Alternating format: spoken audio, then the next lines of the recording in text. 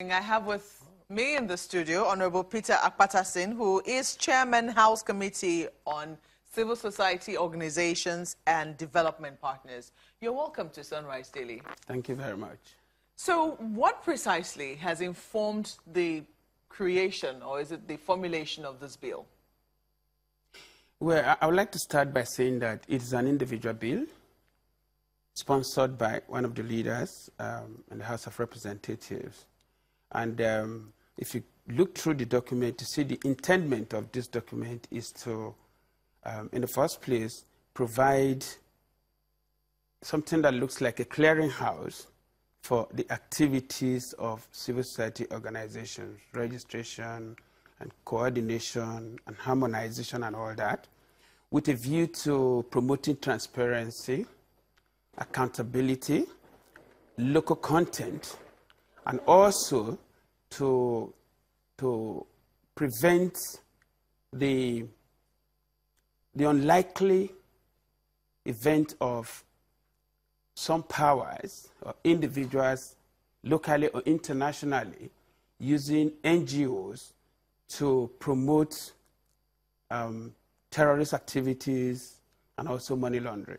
That word again, terrorist activities, has been very controversial in recent times. But, you know, looking at, you are the chairman of House Committee on CSOs. What have you found? I mean, what do you think in your activities, oversighting CSOs as the case might be, and maybe bringing them within the purview of government in certain instances, being the, you know, bridge between them and government? What have you found that will necessitate a bill like this? Well, all over the world,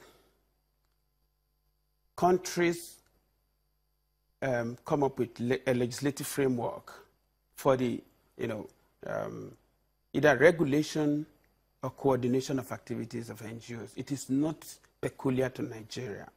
And again, this is not the first time it's happening in Nigeria. My committee, the Civil Society and the Development Partners Committee in the House, actually started in the 7th Assembly. It was then called the CSOs and the Donor Partners Committee. That committee attempted to also, you know, establish one, but it was resisted by CSOs. When we came on board, we looked at, you know, the effort they made previously and, you know, why it was resisted. Invited CSOs across the country to, you know, interactive sessions to know exactly what their concerns are, with a view to being able to establish a draft that will be mutually acceptable to parties. We sought the opinion of a lot of NGOs, and our conclusion from the discussions with various organizations is that it is not as if NGOs are completely averse to, you know, laws. Most of them believe that, yes, some of these laws already exist, you know, in different agencies, you know, like KAMA, like the Planning Commission that is now a full ministry and the rest of them, EFCC, ICPC, and so on and so forth, you know. But they are concerned about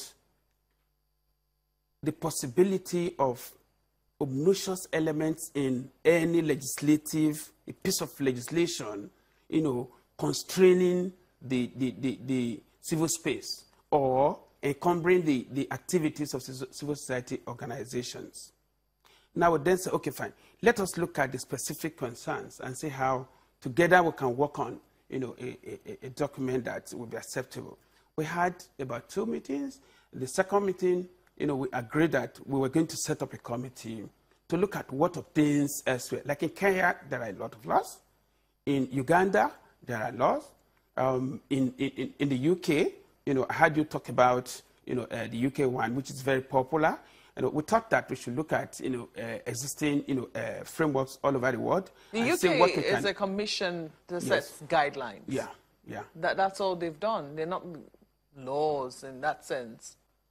I'm looking on their website right now, and it looks, when they say they're trying to help individuals, when they're trying to, they even show you how to register one, what to do when you've registered one, what your board of trustees should look like, why you should be concerned. For a lot of people, they believe that that is more for the donors to have confidence in donating to these NGOs. There's a provision in this proposal for a self-regulatory body.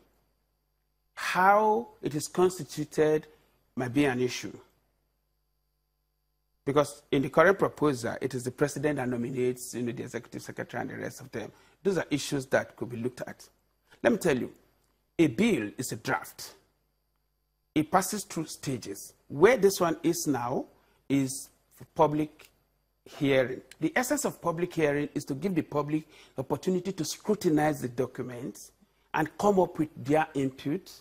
You know, that critique will give them the opportunity to point out the strengths and weaknesses, you know, accept what they think is acceptable, condemn what they think should be condemned, give reasons for that, and at the end of the day, the committee will write a report based on the collective, you know, contribution of every participant at that public hearing. But in our own case, in many instances, you realize that quite a number of people do not really have confidence in the effectiveness of public hearings. They believe that it's just one of the stages that, you know, people, the National Assembly tries to satisfy in the process of passing laws, and that oftentimes the inputs that they bring into those public hearings are never taken into consideration when the law is eventually passed. I'm not sure that that is completely correct. But however, it is because we want a very transparent process that in this case, because we also know that this is a very sensitive issue, we were working on a process by the committee and the civil society organizations before this came on board. But notwithstanding that, immediately we invited the CSOs. We had a first meeting with them in my office. Then we had a second meeting in a committee office with CSO members. And what we generated from those discussions is different from what we're hearing today. Now, a lot of them are not saying that no law should be made at all. What they are saying is that if you must make law, what kind of law do you make? Who should regulate? Should there be regulation or should there be no regulation?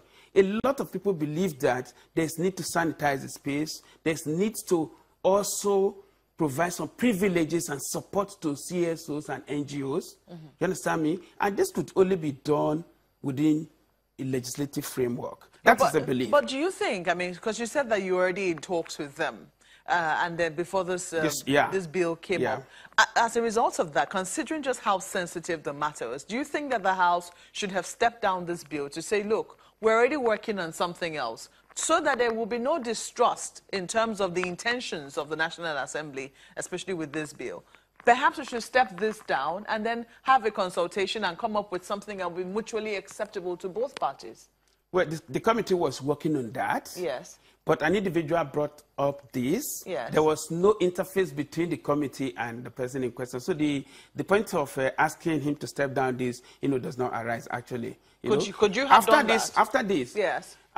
If we had the privileged information, we would have asked, you know, that would be given the opportunity to make some input. Probably, you know, at that level, we bring in civil society organizations and so on, or bring the deliberations that we've had with them and all that. You know, but I still don't think that at this point, this bill cannot be worked on. It is possible to do it even at this level.